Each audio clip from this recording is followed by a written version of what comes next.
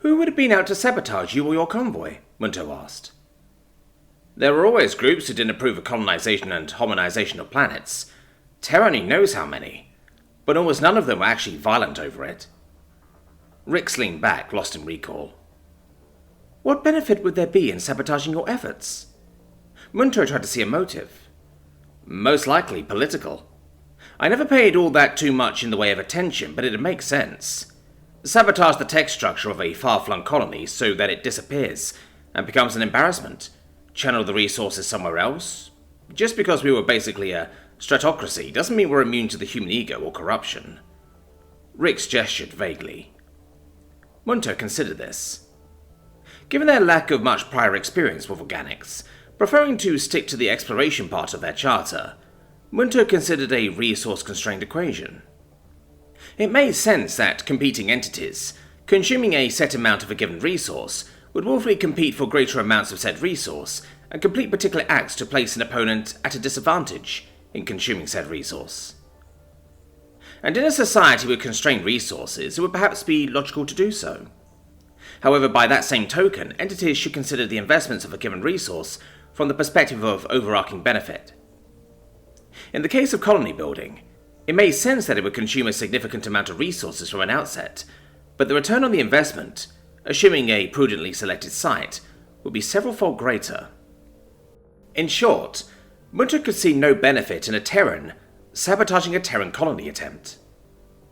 What resource would be so constrained that a member of your species would resort to sabotage? Munto continued thinking. Well, assuming it was someone in the TSC, probably someone either opposed to us having a new colony, or someone paid to have that opinion. If it was someone else, who knows? I know the TSC was more or less looked down on by the other nations, but I never really paid it much mind. Rick shrugged. Would returning to your departure point provide another opportunity for a clue? Munto suggested. Most likely. I'd hoped to find something here, but I guess that was a pipe dream. Rix looked over at the walking frame for the first time in several minutes.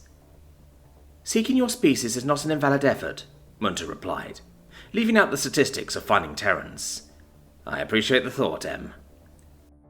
If we are able to determine the ultimate fate of the Terrans, and perhaps obtain evidence to that effect, including potentially other Terrans, we will be able to assert adequately your status as a Terran, and my status as not malfunctioning, Munto explained.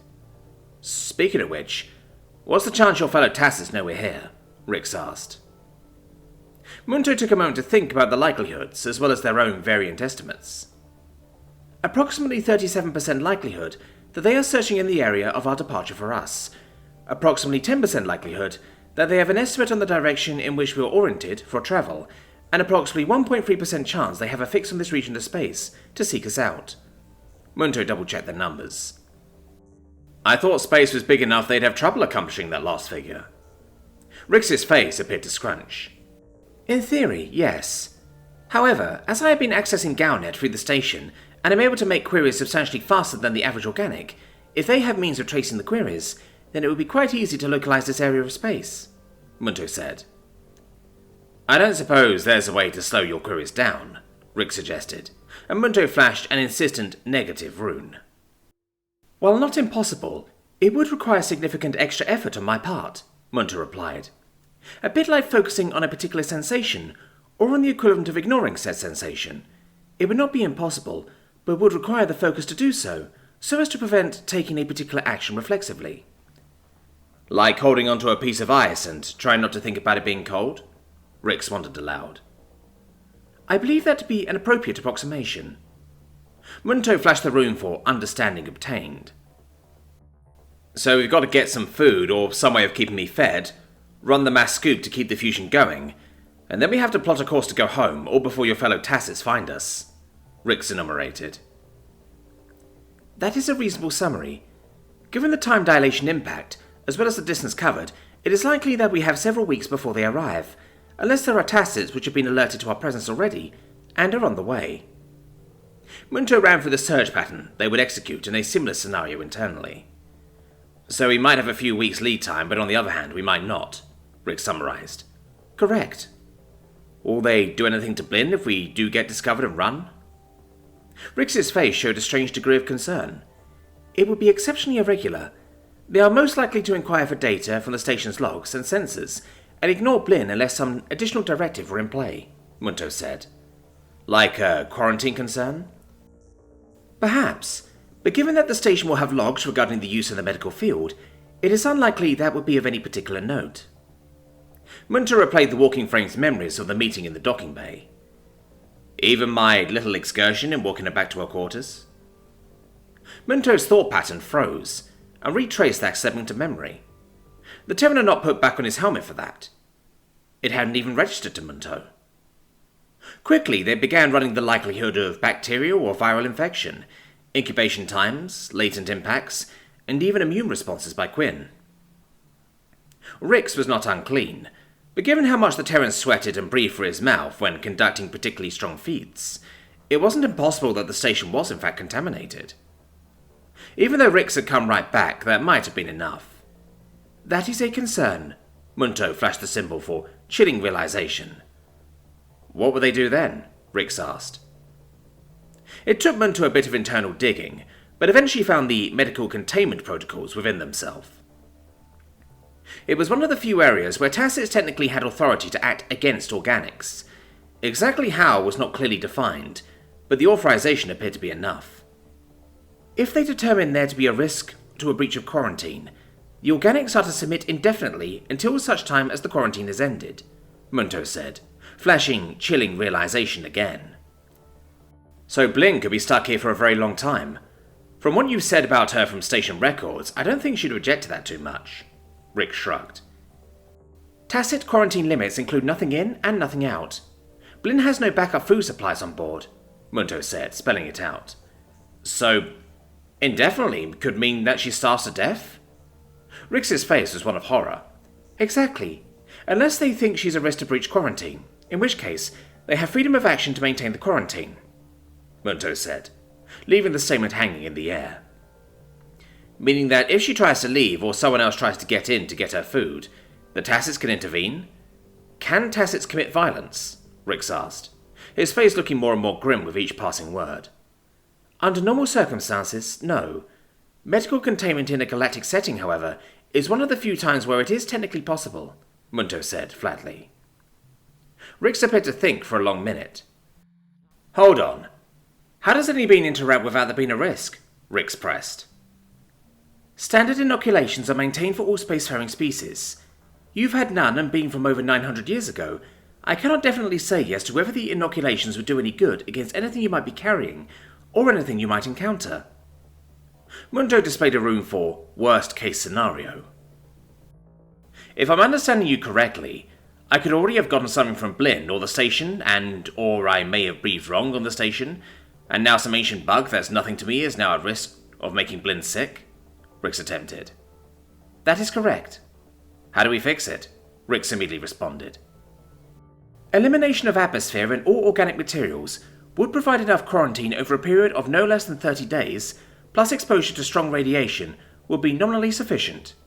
Munto read from the directive. Well, that's not happening. All organic materials includes me and Reggie and Blin. Rick shook his head in disbelief. So we've got to ensure that Blin either has a way to feed herself for a long time, or she needs to come with us. That is not an unreasonable summary of the related outcomes. Well, I wanted to know how to make a trade. I guess this is it. So how do we make it happen? Rick stood up and stretched. Which option do you believe to be optimal? If it were me, I'd say let's go for an adventure. But given how she reacted to me, I bet she'd rather stay here, far away from me, Rick said, bending in half and grasping the backs of his knees.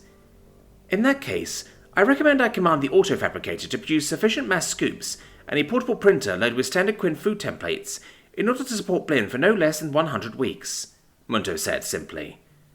But that's using her own stuff. How is that helping? Rix prompted. Quinn often have issues maneuvering in space due to their instincts to fly in open spaces.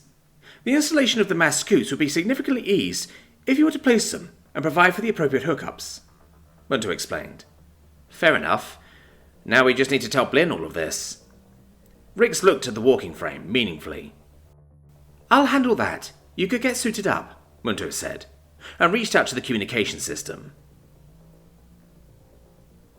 Blin, are you available? Munto's mechanical voice and text came from the panel in Blin's command center.